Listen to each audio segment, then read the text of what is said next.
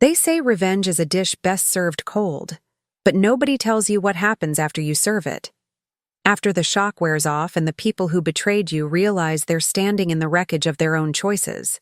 I'm Tammy Carter, and 6 months ago I revealed to my entire family that I'd bought my father's company, that the envelope they'd mocked at Grandpa's will reading had contained the key to an empire worth $900 million, that the girl they'd humiliated was actually the one holding all the power. What I didn't know, what I couldn't have predicted, was that exposing the truth wouldn't end the story. It would begin the most dangerous chapter of my life, the moment when people who'd lost everything would try anything to get it back. The shocking reality nobody warned me about? When you take away someone's power, they don't apologize. They attack, they manipulate, they reveal exactly how conditional their love always was, and suddenly you're facing a choice that will define the rest of your life. What happened next wasn't just about money or business or even justice. It was about discovering that some betrayals run so deep that forgiveness becomes impossible, that sometimes the only way to win is to walk away completely. They lied to themselves, thinking shock would be enough punishment, that I'd feel satisfied with their embarrassment, and we'd all move forward like nothing had happened. But here's the truth they couldn't see. I wasn't done yet, because Grandpa hadn't just left me wealth. He'd left me documentation, evidence, a paper trail that would expose years of infidelity to every principle our family was supposedly built on. I couldn't believe how quickly they pivoted from shame to strategy, from silence to manipulation, from pretending I didn't exist to demanding I give them access to the empire they'd laughed at me for inheriting. The story I'm about to tell you isn't about triumph.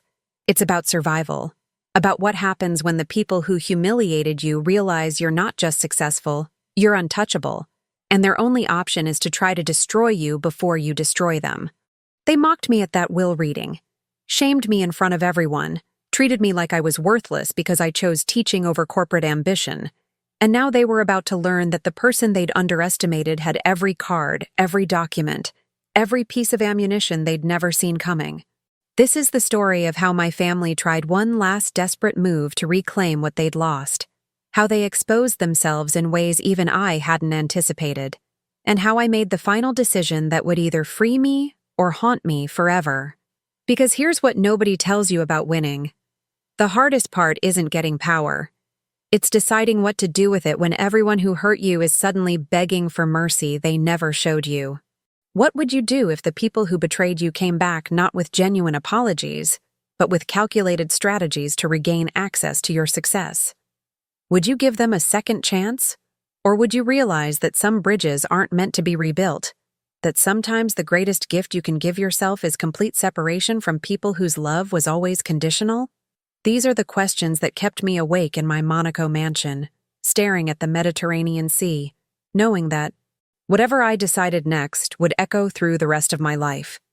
This isn't just my story, it's the story of anyone who's ever been cheated out of recognition, who's watched people treat them differently the moment success arrived, who's had to decide whether forgiveness is strength or just another way of letting people hurt you again. The revealed truth of human nature is this. When money and power shift, people don't change who they are. They reveal who they've always been. And sometimes what you discover is so devastating that the only rational response is to walk away and never look back. So settle in. Because what I'm about to share goes beyond payback, beyond vengeance, into territory where justice meets self-preservation, and you have to choose between family bonds and your own peace of mind. The silence after that Monaco revelation lasted exactly 4 days. 4 days where my phone stayed quiet, where the family group chat that usually exploded with shopping hauls and vacation photos went completely dead, where I actually started to believe that maybe shame had finally taught them something about consequences. I walked through my mansion touching the silk curtains and marble countertops, feeling this strange mix of victory and emptiness, wondering if this was how it felt to win a war only to realize you were standing alone on the battlefield. Part of me expected Marcus to call with some fake apology, or Victoria to show up crying about how she never meant it. But instead, there was just this eerie absence of everything, like the universe was holding its breath before the next storm hit. I told myself the silence was acceptance, that they'd finally understood the magnitude of what they'd done, and were processing their own complicity in their downfall. Then my mother called, and I learned that silence wasn't peace. It was strategy, the brief pause before people who've lost everything decide how they're going to fight back. Her voice on that call wasn't angry or defensive like I'd expected. It was soft, careful, fragile in a way I'd never heard from the woman who'd stood silent while my siblings mocked me at the will reading. "Tammy, sweetheart, we need to talk about your father," she said. And immediately I knew this wasn't about reconciliation or understanding. This was about damage control, about managing the fallout of a man who'd just lost his identity along with his company. She didn't start with an apology for watching me get humiliated, didn't acknowledge the 6 months of radio silence after I'd walked out of that lawyer's office in tears, didn't even pretend she was calling because she missed me or cared about my well-being. No, she started with fear.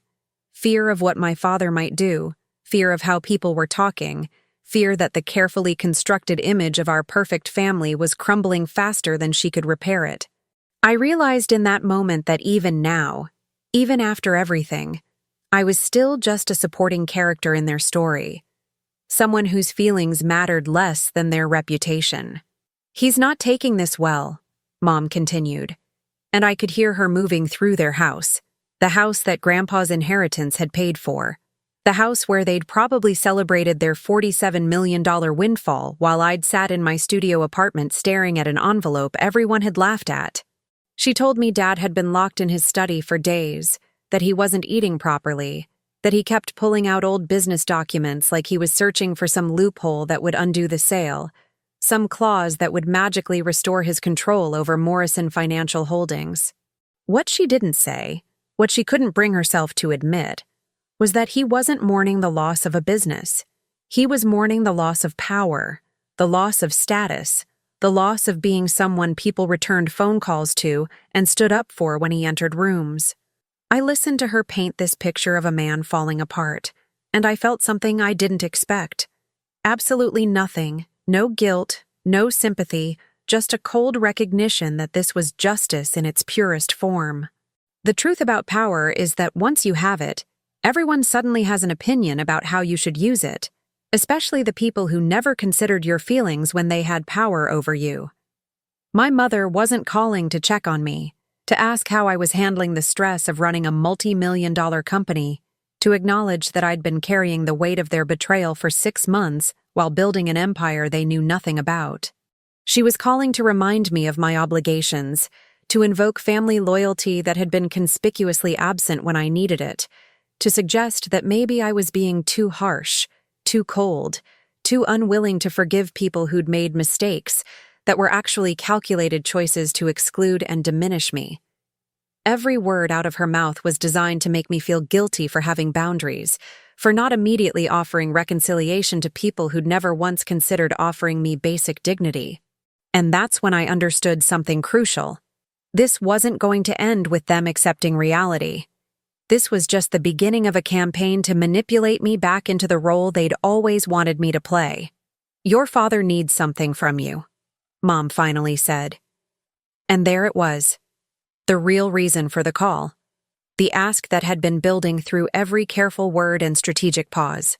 Not an apology, not accountability, not even curiosity about how I'd pulled off something they'd thought was impossible, just a need, a demand wrapped in the language of family obligation and emotional manipulation.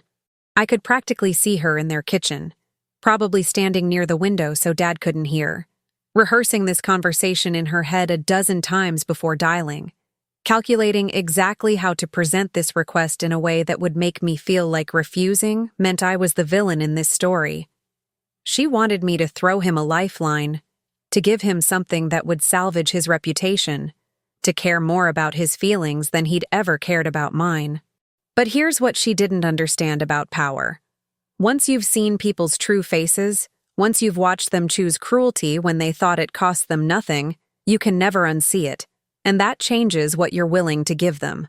My father had built his entire identity on being the man who inherited Grandpa's empire, who carried forward the Morrison name in the financial world, who commanded respect in boardrooms and country clubs because of a legacy he'd been born into rather than built himself.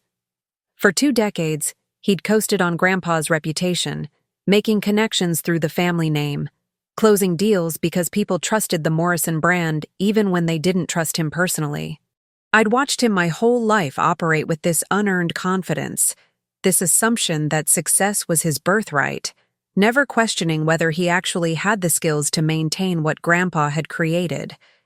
And now, for the first time in his privileged existence, he was facing reality without a safety net, without a title that commanded automatic respect, without the empire that had propped up his self-worth. The collapse wasn't just financial, it was existential. Watching a man discover that without the external markers of power, he had no idea who he actually was. The buyout money from Granite Capital Holdings, from me, though he still didn't know it then, had covered exactly what it needed to cover. Debts, legal obligations, outstanding contracts that were bleeding the company dry. There was enough left over to maintain appearances for maybe a year if they were careful. But careful had never been in my father's vocabulary, not when it came to maintaining the lifestyle that announced his status to everyone watching. Within weeks of the sale, I started hearing stories through Alexander's network about how the invitations had stopped coming, how the prestigious clubs were suddenly at capacity when he tried to renew memberships, how business partners who used to return his calls immediately were now going straight to voicemail. The financial world operates on perception, and the perception of my father had shifted from powerful legacy heir to man who couldn't hold on to his inheritance. And in those circles, that kind of failure was social death, the kind that no amount of money could fully repair. But the real devastation came when I ordered the forensic audit. Not because I wanted to hurt him, but because I needed to understand exactly what kind of mess I'd bought, what problems were hiding in the books that could explode later if I didn't address them immediately. Alexander's team spent 3 weeks pulling apart decades of financial records, and what they found was worse than mismanagement. It was systematic negligence bordering on fraud, years of creative accounting to hide losses, investment decisions that benefited his personal portfolio while bleeding the company, shortcuts that Grandpa had documented meticulously but never publicly exposed. Every page of that audit told the same story. My father had been slowly destroying what Grandpa built, masking the decline with increasingly desperate maneuvers, hoping he'd die or retire before anyone noticed how hollow the empire had become. And Grandpa had known, had watched it happen, had kept detailed records of every mistake while quietly building a separate empire for the one grandchild who actually had integrity. The audit triggered mandatory reporting requirements. When you discover potential financial irregularities in a company you've acquired, you're legally obligated to report them to regulatory authorities, to cooperate with investigations, to provide documentation that could result in penalties or criminal charges for previous management. I didn't make that call out of spite or revenge. I made it because failing to report would make me legally complicit in whatever my father had done, would put my entire inheritance at risk, would violate the trust Grandpa had placed in me by leaving me this responsibility. But the effect was devastating. Within 48 hours of filing the required notices, my father received a formal letter from the Financial Regulatory Commission requesting his cooperation in an inquiry, essentially confirming that his worst nightmare was coming true, that his failures wouldn't just be private family knowledge, but public record that would destroy whatever remained of his reputation. And that's when he realized he had absolutely no leverage, no way to negotiate, no power to make this go away. For the first time in his life, my father couldn't buy his way out, couldn't use connections to make problems disappear, couldn't rely on the Morrison name to shield him from consequences that normal people faced every day. He'd spent decades using wealth as armor, never developing the character or skills that would help him navigate adversity, never learning humility because he'd never needed it, never building genuine relationships because transactional ones had always been enough. Now he was just a man with a shrinking bank account, a tarnished reputation, and a daughter who'd somehow become the most powerful person in the family, despite being the one they'd all dismissed as the failure. The tables hadn't just turned, They'd been completely reconstructed with him on the outside looking in, and the psychological impact of that shift was destroying him in ways that losing money never could. And as much as I'd fantasized about this moment during those months of secretly planning my takeover, watching it actually happen felt less like victory and more like watching someone drown while knowing you were the only one who could throw them a life preserver, but choosing not to. She showed up at my Monaco mansion without warning on a Tuesday morning, and when I opened the door, I barely recognized the woman standing there. Not because she looked different physically, but because for the first time in my life I was seeing her clearly, without the filter of daughterly hope that had always let me excuse her complicity in how my family treated me. She wore one of her elegant designer outfits, the kind she'd bought with her portion of Grandpa's inheritance. But something about her posture was different, smaller somehow, like the confidence that usually radiated from her had been replaced with something that looked suspiciously like fear. No phone call warning me she was coming, no text asking if now was a good time, just a mother showing up at her daughter's door, assuming access was still automatic, despite 6 months of choosing silence while my siblings mocked my inheritance. I let her in because saying no felt too cruel, too final. But every instinct in my body was screaming that this visit wasn't about reconciliation. It was about negotiation, about what she wanted from me rather than what she owed me. We sat in my living room overlooking the Mediterranean, and she cried almost immediately. Not the quiet tears of genuine remorse, but the dramatic ones designed to move an audience, to signal distress so profound that any reasonable person would rush to comfort rather than question. "Your father built that company for his children," she said between sobs, and I felt something inside me go completely cold, because even now, even sitting in a mansion I'd bought with an inheritance she knew nothing about, she was rewriting history to make him the victim and me the aggressor. He hadn't built Morrison Financial Holdings. Grandpa had, and Dad had inherited it the same way I'd inherited my empire, except he'd spent 20 years running it into the ground while I was about to spend the next 20 building something that would last. But in her version of events, I was the ungrateful daughter who'd taken everything from a father who'd never once protected me from my siblings' cruelty, who'd stood silent while they laughed at my envelope, who'd apparently taught her that love means defending the powerful rather than the vulnerable. I didn't raise my voice or defend myself because I'd learned something crucial in those months working with Alexander, that sometimes silence is more powerful than any argument, that letting someone's words hang in the air without validation reveals the hollowness of their logic more effectively than rebuttal ever could. So I just looked at her and asked one simple question. Did he ever build anything for me? The question hung there between us like a physical presence, and I watched her face cycle through confusion, defensiveness, and finally something that might have been recognition before she pivoted to a different tactic. She started talking about Grandpa, about how he wouldn't have wanted this, about family legacy and loyalty and all the concepts that had been conveniently absent when I'd needed them, weaponizing the memory of the man who'd spent decades secretly planning to give me everything precisely because he knew my family didn't value me. Every word out of her mouth was manipulation dressed up as maternal concern, strategy disguised as emotion, and I realized I wasn't talking to my mother. I was in a negotiation with someone who'd only ever loved me conditionally. She tried every angle over the next 2 hours: guilt about abandoning family, fear about what people were saying, obligation to consider my father's mental health, responsibility to think about my siblings' futures that were now uncertain because of the ripple effects of Dad's failures. She painted pictures of family dinners I'd be missing, holidays celebrated without me, a future where I'd look back with regret at choosing pride over forgiveness, never once acknowledging that none of those family gatherings had ever made space for who I actually was versus who they wanted me to be. When guilt didn't work, she shifted to flattery, telling me how proud Grandpa would be of my business acumen, how impressed she was with what I'd accomplished, how the family now understood my value in ways they hadn't before. And that's when I understood the real purpose of her visit. She wasn't here to apologize or repair our relationship. She was here to secure access to my power, to make sure that whatever bridges I might burn, I'd leave one open for them to cross whenever they decided they needed something from me. "Your father wants a board seat," she finally said. And there it was. The real ask, beneath all the tears and manipulation.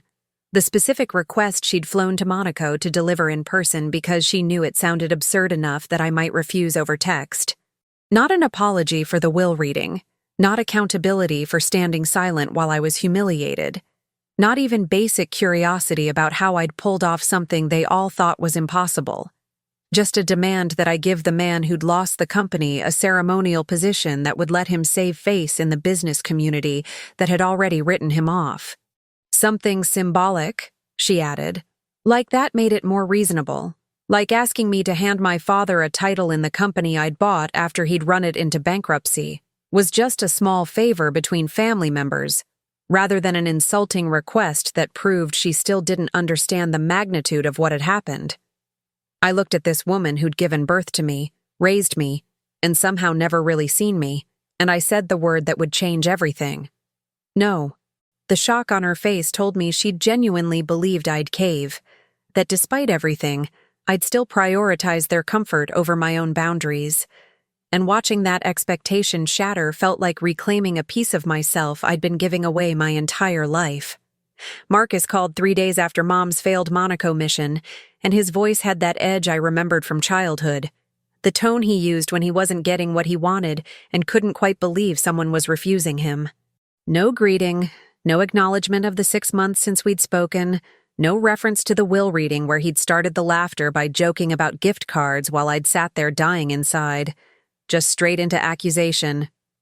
"You blindsided us, Tammy. My investment portfolio took a 15% hit just from the rumors about Morrison Financial Holdings changing hands."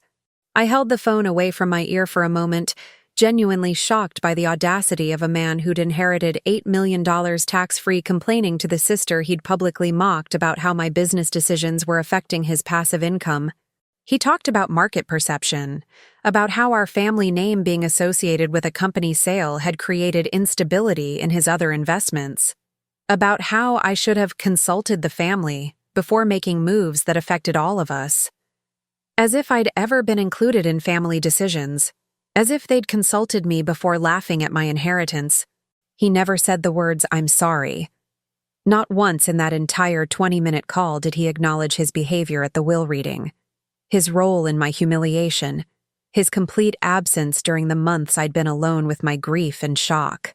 Instead, he talked about betrayal, about how I'd kept secrets, about how buying Dad's company without telling anyone was sneaky and manipulative, using words that applied perfectly to how they'd all treated me, but somehow became crimes only when I'd gained power and used it strategically. I listened to him rewrite history in real time, turning himself into the victim of my success rather than the architect of my exclusion, and I understood something crucial about people like Marcus. They genuinely believe the rules apply differently to them, that their cruelty is justified while your self-protection is betrayal, that they're entitled to benefit from family connections while you're obligated to sacrifice for family harmony. When I finally spoke, I kept my voice level and asked if he'd called to apologize or just to complain, and the silence that followed told me everything I needed to know. Victoria's approach was different, but equally calculated. She sent emails, long, emotional ones that arrived at all hours like she'd been drafting and revising them obsessively, trying to find the combination of words that would crack my defenses. She talked about childhood memories, about sisterly bonds, about how we'd always been there for each other through tough times, conveniently forgetting every instance where she'd chosen social status over sibling loyalty, every time she'd let others mock me to preserve her own standing. Her emails used therapy language, trauma, healing, boundaries, weaponizing pop psychology to make it sound like she'd done deep work to understand her behavior, when really she was just packaging the same manipulation in more sophisticated vocabulary. She wrote about how the will reading had been triggering for everyone, how they'd all been processing grief differently, how she'd realized she never meant to hurt me, but could now see how her words had landed, all passive constructions that avoided taking actual responsibility for choosing to laugh, choosing to mock, choosing to watch me walk out alone. Not once in any of those emails did Victoria mention the specific things she'd said, the charity case comment, the implication that I'd always been Grandpa's pity project, the high-pitched giggle that had cut through me like a knife when the lawyer announced my envelope. She wanted credit for acknowledging harm in the abstract, without ever confronting the concrete ways she'd inflicted it. Wanted me to applaud her growth, without her having to face the ugliness of who she'd revealed herself to be. When I didn't respond to the emails, she started texting, then calling, then showing up in my social media messages with increasingly desperate attempts to get my attention, each one proving that this wasn't about genuine remorse. It was about her discomfort with being shut out, her inability to tolerate that someone she'd always had access to had finally closed the door. And the more I ignored her, the more her true feelings started bleeding through the therapeutic language. Anger that I wasn't making this easier for her, resentment that I was holding grudges, frustration that I wouldn't just forgive and forget, so we could all move past this awkwardness that was apparently making family events uncomfortable for everyone but me.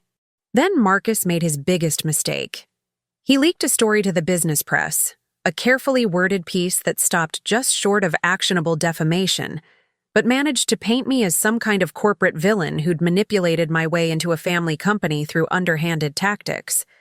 The article never used my name directly, but anyone who knew anything about Morrison Financial Holdings could connect the dots. Teacher turned tycoon accused of financial manipulation and family takeover. It quoted unnamed sources close to the family, expressing concern about the sudden and secretive acquisition, raising questions about whether proper procedures had been followed, suggesting that perhaps the elderly patriarch had been unduly influenced in his final years by a relative who stood to benefit from his generosity. I read that article sitting in my Monaco office, and I felt something shift inside me. Not anger exactly, but a cold clarity that we'd moved beyond family drama into something more dangerous, that my siblings weren't just upset about losing status.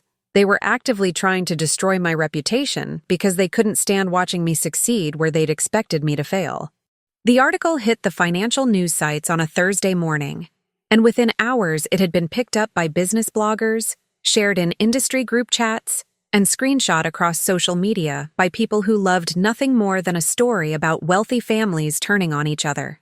My phone started ringing with calls from reporters wanting comments, business contacts asking if everything was okay, even some of my former teaching colleagues who'd seen the headlines and wanted to make sure I wasn't in some kind of legal trouble. The headline was designed to plant doubt without making specific claims. Accused by whom? Manipulation of what? Concerns, from which regulatory bodies, all vague enough to avoid libel, but specific enough to make people wonder if maybe there was something shady about how I'd acquired Morrison Financial Holdings. And that vagueness was strategic because it forced me into an impossible position. Defend myself and give the story oxygen, or stay silent and let people assume the accusations had merit. What made it particularly insidious was how the article used my teaching background against me, painting the narrative of someone unqualified, suddenly controlling a major financial company, implying that the only explanation for such an unlikely rise must be deception rather than legitimate inheritance. They quoted former colleagues, expressing surprise that I'd have the capital for such an acquisition, family friends, noting the timing seemed suspicious given Grandpa's recent death, industry analysts questioning whether someone with my educational rather than financial background was equipped to run Morrison Financial Holdings responsibly. Every paragraph was designed to make readers think there was smoke that implied fire, to create the impression of impropriety even while admitting no actual evidence of wrongdoing, to position me as either a con artist or a naive puppet being used by mysterious backers with unclear motives. And buried in the middle of the piece was the real dagger, suggestions that perhaps the elderly patriarch's judgment had been compromised, that maybe his will should be examined more carefully, that concerned family members were exploring their legal options. I knew immediately it was Marcus. His fingerprints were all over the angle, the specific details that only family would know. The way the article mentioned his successful investment portfolio as a contrast to my modest teaching salary. The quote about how some family members who'd built substantial wealth through traditional means were blindsided by the secretive transaction. He'd probably coached the reporter on exactly what to include and exclude, what to imply without stating, how to frame the story to maximize damage while minimizing his own liability if I decided to pursue legal action.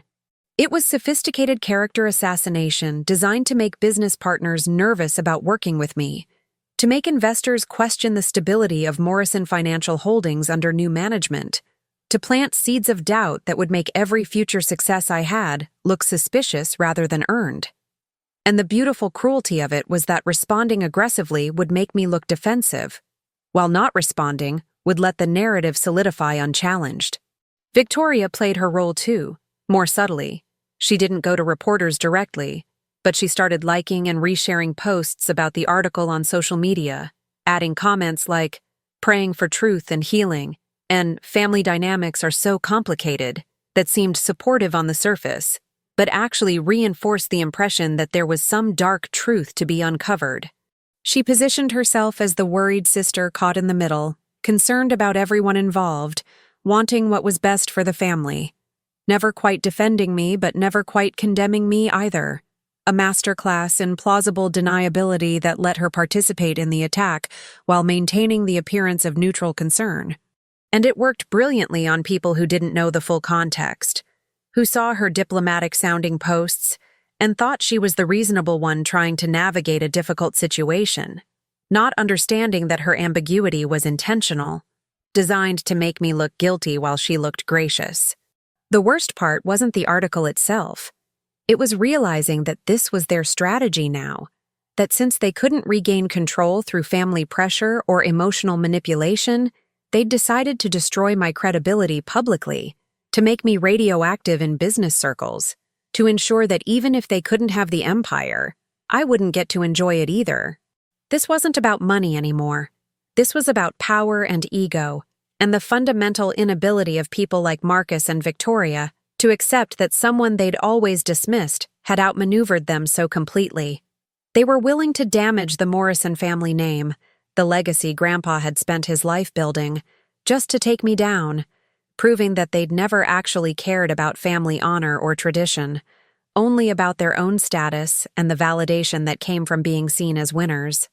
And that's when I realized something that changed my entire approach. I'd been playing defense, worrying about their feelings and trying to minimize damage, when what I actually needed to do was go on offense so decisively that they'd never dare come at me again. I didn't call a press conference or post a defensive statement on social media or give interviews explaining my side of the story. Those were the moves of someone who needed public validation, who cared what strangers thought, who was playing the game my siblings expected. Instead, I made one phone call to Alexander and said 4 words: "Release the audit." We'd discussed this possibility during our Monaco strategy sessions, the nuclear option we'd kept in reserve in case my family escalated beyond private conflict into public warfare. And now they'd given me all the justification I needed to show the world exactly what my father had done to Grandpa's company, while everyone celebrated his leadership. Within 6 hours, Alexander's legal team had prepared a comprehensive package: the forensic audit in its entirety, the documentation Grandpa had meticulously maintained, the paper trail of every questionable decision my father had made over 2 decades, all formatted for public release with appropriate legal disclaimers and regulatory notifications. And then we sent it everywhere, to the same reporters who'd written about my suspicious acquisition, to financial regulators who'd already been investigating, to business partners who deserved to know what kind of operation they'd been dealing with, to every person who'd read that hit piece and wondered if maybe there was something shady about my takeover. The documents spoke for themselves in ways that no defensive statement could have matched: page after page of financial records showing systematic mismanagement, investment decisions that violated fiduciary duty, accounting practices that skirted the edge of fraud, loans to family members that were never properly documented, conflicts of interest that should have been disclosed but weren't. Every transaction had dates, amounts, signatures, Internal memos that proved my father had known exactly what he was doing while doing it. Evidence that Grandpa had tried to correct course multiple times before finally giving up and building a separate empire for the grandchild who actually had integrity. But the most devastating part was the narrative it created. The article that was supposed to paint me as a manipulator instead became the story of how I'd rescued a failing company from incompetent leadership, how my secretive acquisition had actually prevented a bankruptcy that would have destroyed hundreds of employees' livelihoods, how my teaching background was irrelevant compared to my father's decades of financial expertise that had somehow still resulted in near-total collapse. Within 48 hours, everything changed. The reporters who'd written speculative hit pieces were now writing corrections and apologies. Business analysts were praising my bold turnaround strategy. Industry publications were running profiles about my unconventional path to corporate leadership that suddenly sounded admiring rather than suspicious. But more importantly, the regulatory inquiries intensified. What had been preliminary questions about my acquisition became formal investigations into my father's management, subpoenas for documents we'd already provided, mandatory interviews with board members who'd signed off on questionable decisions, the kind of scrutiny that could result in fines, sanctions, or even criminal charges depending on what else investigators found once they started digging. And my siblings, who'd thought they were safe with their inheritances, discovered that when a company collapses due to mismanagement, creditors and regulators can pursue what's called fraudulent transfer, essentially clawing back money that was paid out to family members if it can be proven that distributions were made while the company was insolvent or to avoid obligations to creditors.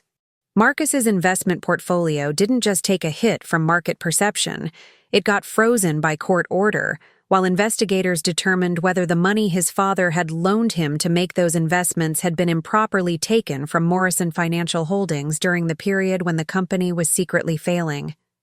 Victoria's trust fund entered review to determine if the generous distributions she'd received were legitimate or constituted a form of asset hiding. My parents' commercial properties, the $47 million inheritance they'd celebrated at the will reading, suddenly had liens placed against them by creditors who were owed money from Morrison Financial Holdings' outstanding debts.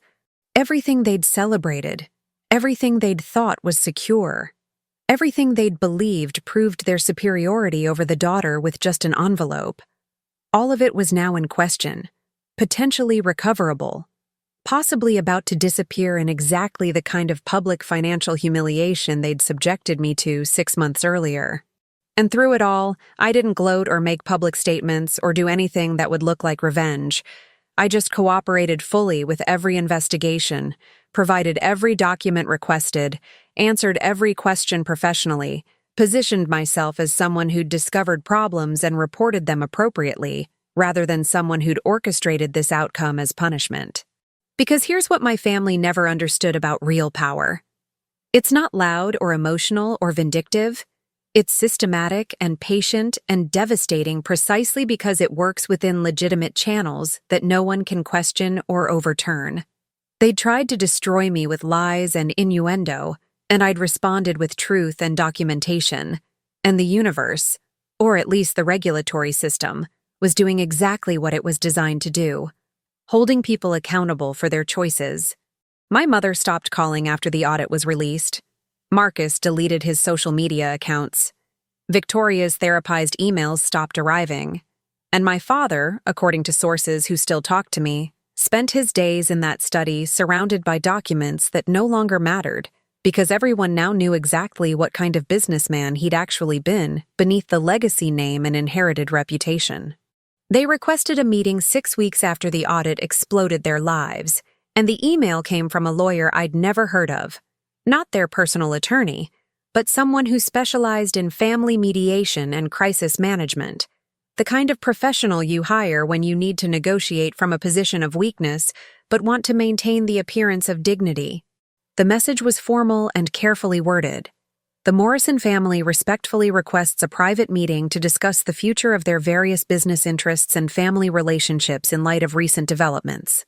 No threats, no demands, no emotional manipulation, just a strategic acknowledgement that they understood they were beaten and were ready to discuss terms.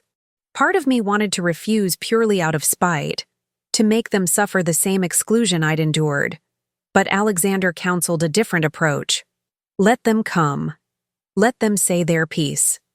Let them see that you're not the angry daughter they can manipulate. You're a businesswoman who makes decisions based on logic, not emotion. That reality will hurt them more than any revenge you could devise. I agreed to meet on my terms. A neutral boardroom in Geneva, not Monaco where they'd seen my mansion, not anywhere connected to Morrison Financial Holdings where I'd have the home advantage, just a professional space that signaled this was business, not family drama. I specified who could attend, my parents and siblings only, no lawyers except mine who'd be present to document everything. And I gave them exactly 90 minutes, enough time to say what they needed to say, but not enough to wear me down with extended emotional manipulation. The morning of the meeting, I dressed in a charcoal suit that cost more than my entire teaching wardrobe had, styled my hair the way powerful women do in boardrooms, wore the kind of subtle jewelry that signals success without trying to prove anything. Looking in the mirror before I left, I barely recognized myself. Not because I'd changed physically, but because the woman staring back at me had a certainty in her eyes that the humiliated girl from the will reading had never possessed. They arrived together, which surprised me. I'd expected them to trickle in separately, unable to coordinate even for something this important. But apparently, crisis had unified them in ways prosperity never had. My father looked like he'd aged a decade in 6 months, the confident swagger replaced by something that looked almost like humility, but might have just been defeat. My mother had clearly been crying recently, her makeup unable to fully hide the redness around her eyes. Marcus wore a suit that was trying too hard to project success, overcompensating for everyone knowing his portfolio was frozen and his reputation was in tatters. And Victoria couldn't meet my eyes at all, just stared at the table like the polished wood held answers to questions she didn't know how to ask. For a moment, just a flash, I felt something that might have been sympathy. These were people I'd loved my entire life, people who'd raised me and grown up with me and shared holidays and inside jokes and family history that no one else could understand. Then I remembered the laughter at the will reading, and the sympathy evaporated like it had never existed. My father tried to speak first, and I stopped him with a raised hand that felt powerful in ways I'd never experienced. The simple ability to silence someone who'd never let me finish a sentence in my entire childhood. "I'll speak first," I said, my voice level and professional in a way that made it clear this wasn't a negotiation. This was me outlining reality while they listened. "You requested this meeting to discuss the future, so let's be clear about what that future looks like. Morrison Financial Holdings is mine. The audit stands. The regulatory investigations will continue until they reach their natural conclusion. Your inheritances are under review by authorities I have no control over. None of that is up for discussion or subject to change based on anything that happens in this room." I watched my father's jaw clench, watched Marcus's hands grip the armrests of his chair, watched my mother's eyes fill with fresh tears, and I felt nothing but clarity. The kind that comes from finally being the one with power in a dynamic where I'd spent 26 years powerless.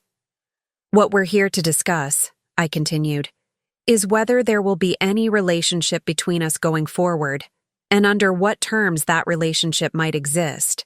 That's when Victoria started crying audibly, and my mother reached out like she was going to take my hand across the table, and I pulled back before she could make contact because I'd learned that these gestures were tools of manipulation, ways to trigger my empathy and short-circuit my judgment, tactics that had worked my entire life but weren't going to work anymore. My father finally found his voice. "Tammy, I know I failed you. I know I stood by while you were mocked, and I know I didn't protect you, and I know I ran Grandpa's company into the ground while you were actually living the values he tried to teach all of us. It was the first honest thing I'd heard him say in years, maybe ever, and for a second I felt that old daughter instinct to comfort him, to say it was okay, to make his pain go away because seeing parents hurt is supposed to hurt their children. But then he added, "But we're still family, and family forgives." And just like that, the honesty revealed itself as strategy. Manipulation dressed up as vulnerability. One more attempt to obligate me to care for people who'd never cared for me when it cost them anything. I let the silence stretch after my father's words.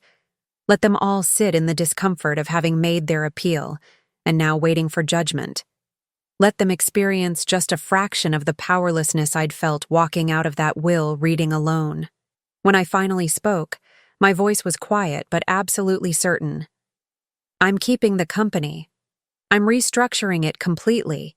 I'm removing the Morrison name from everything. The corporate identity, the letterhead, the legacy that you all treated as inheritance rather than responsibility.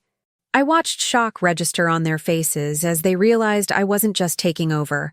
I was erasing them, making it impossible for them to ever claim credit for whatever I built, ensuring that when people talked about this company's success in the future, not a single person would associate it with the family that had squandered its potential. You'll have no board seats, no consulting positions, no advisory roles, no way to tell people you're involved in something you actually destroyed. Your names will appear in the company history exactly once, as the management team whose negligence necessitated a complete organizational restart. Marcus started to argue, something about shareholders and legacy and legal rights, and I cut him off with documentation Alexander had prepared. Proof that as the sole owner I had complete authority to restructure as I saw fit, that their inheritance had been shares in a company that no longer existed in its previous form, that legally they had no claim to anything I chose to build on top of the ashes of what they'd destroyed. But that's not the important decision I made, I continued, and something in my tone made even Marcus stop mid-protest. The important decision is about family, about access, about whether any of you get to be part of my life going forward. My mother inhaled sharply, like she'd been holding her breath waiting for this moment, like she'd convinced herself that surely I wouldn't cut them off completely, that blood would ultimately be thicker than betrayal. But I'd spent 6 months learning that blood doesn't mean anything when the people who share it choose cruelty over kindness, judgment over support, their comfort over your dignity. I'm walking away from this family entirely, I said, and the words felt both devastating and liberating, like cutting off a limb that had been poisoning my whole body, painful but necessary for survival. No holidays, no phone calls, no updates on my life, no relationship at all beyond what's legally required for the regulatory investigations to conclude. You'll hear about me the way strangers do, through business news, public records, whatever gets reported about the companies I build. But you won't hear from me, because I finally understand what Grandpa was trying to teach me. That some relationships cost more than they give. That sometimes the people who hurt you most are the ones you keep giving chances. That real self-worth means walking away from anyone whose love is conditional on you, staying small enough for them to feel big. Victoria was openly sobbing now, and even Marcus looked shaken in a way I'd never seen, and my father's face had gone completely blank, like he couldn't process what he was hearing. My mother tried one last manipulation. Tammy, you're angry right now, but eventually you'll realize family is all you have, that success means nothing if you're alone, that you'll want us back, and by then it might be too late. It was a threat disguised as wisdom, an attempt to make me doubt myself by suggesting future regret, planting seeds of fear that I'd realize my mistake only after I'd burned bridges beyond repair. But Alexander had prepared me for this exact moment, had warned me that they'd try to make me responsible for their pain, had reminded me that people who'd excluded me my entire life had no standing to threaten me with loneliness. I'm not angry, I said, and it was true. The rage that had fueled me through the acquisition and the audit had burned away into something colder and clearer, something that looked like acceptance rather than revenge. I'm just done. Done pretending your love was ever real. Done accepting crumbs and calling it care. Done being the person you only valued when it served your interests.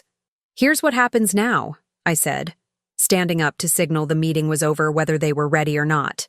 You leave this room. You go back to your lives, you deal with the regulatory consequences of your choices, and you don't contact me again. If you try to reach out, I won't respond. If you show up at my properties, security will escort you off. If you make public statements about me or try to damage my reputation again, my lawyers will pursue every legal remedy available. I pulled out a folder Alexander had prepared with cease and desist orders already drafted, just needing signatures and filing, making it clear this wasn't an emotional threat, but a legal boundary I was prepared to enforce. You wanted to know about the future. This is it. I build something extraordinary on the foundation Grandpa left me. You live with the consequences of squandering what he left you, and we do it without any connection beyond shared DNA that none of us chose. That's my final decision. And unlike the decisions you made at the will reading, this one isn't up for appeal, negotiation, or reconsideration. I walked out of that conference room without looking back, and the only sound behind me was my mother's crying and my father's voice saying something I couldn't hear and didn't need to. I'd spent 26 years caring what they thought, and I was done. Walking out of that Geneva boardroom felt nothing like walking out of the will reading 6 months earlier. Then I'd been fleeing humiliation with tears streaming down my face. Now I was choosing separation with complete clarity and zero regret. The summer air hit me as I stepped onto the street, and I realized I was breathing differently. Deeper somehow, like I'd been holding tension in my chest for years without knowing it, and had finally exhaled fully. Alexander was waiting at a cafe across the street, and when I sat down, he didn't ask how it went. He just looked at me carefully and said, "You did it. You actually walked away." And I understood what he meant. Most people in my position would have kept the door open, would have left themselves the option of reconciliation, would have held on to the fantasy that maybe someday things could be different, and the family could be what they'd always pretended to be. But I'd made the harder choice, the one that accepted reality instead of clinging to hope, the one that prioritized my peace over their potential redemption. The truth about revenge is that it only feels satisfying in fantasy. In reality, destroying people you once loved just leaves you hollow, standing in the wreckage wondering if winning was worth becoming someone your younger self wouldn't recognize.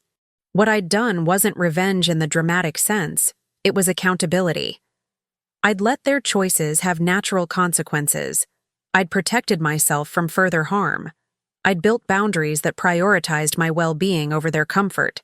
But the revenge fantasies I'd had during those dark nights after the will reading, imagining their faces when they realized I had power, planning exactly what I'd say to devastate them, wanting them to hurt the way they'd hurt me, those fantasies had dissolved into something simpler and more profound.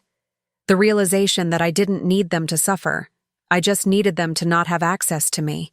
Their pain or prosperity was no longer my concern because they were no longer my people, and that detachment felt more like freedom than any victory speech could have provided. Over the following weeks, I threw myself into restructuring Morrison Financial Holdings into something Grandpa would have been proud of, a company that operated with integrity, that made decisions based on long-term value rather than short-term profit, that treated employees like humans rather than resources to be exploited. I met with every department head, learned about projects my father had neglected, discovered innovative ideas that had been ignored because they didn't fit his vision of what the company should be. And slowly, I realized that the best outcome of this entire situation wasn't that I'd taken something from my family, but that I'd been given the opportunity to build something that reflected my actual values, the same values that had made me wrong for choosing teaching over corporate law, that had made me the family disappointment, that had somehow convinced Grandpa I was the only one worth trusting with his real legacy. The company started to thrive under leadership that cared about purpose, and my employees started to believe in what we were building, and success stopped being about proving my family wrong and started being about proving myself right. My phone still buzzed occasionally with messages from family members, Victoria's desperate attempts at connection, Marcus's angry texts about betrayal, my mother's guilt-laden voicemails about family holidays I was missing, and each time I saw their names on my screen, I felt a little bit less. Not in a numb or broken way, but in a healthy detachment way. The way you stop caring what strangers think because their opinions have no bearing on your life. I never blocked them because blocking felt like caring enough to take action, and I'd reached a place where I simply didn't care enough to engage even negatively.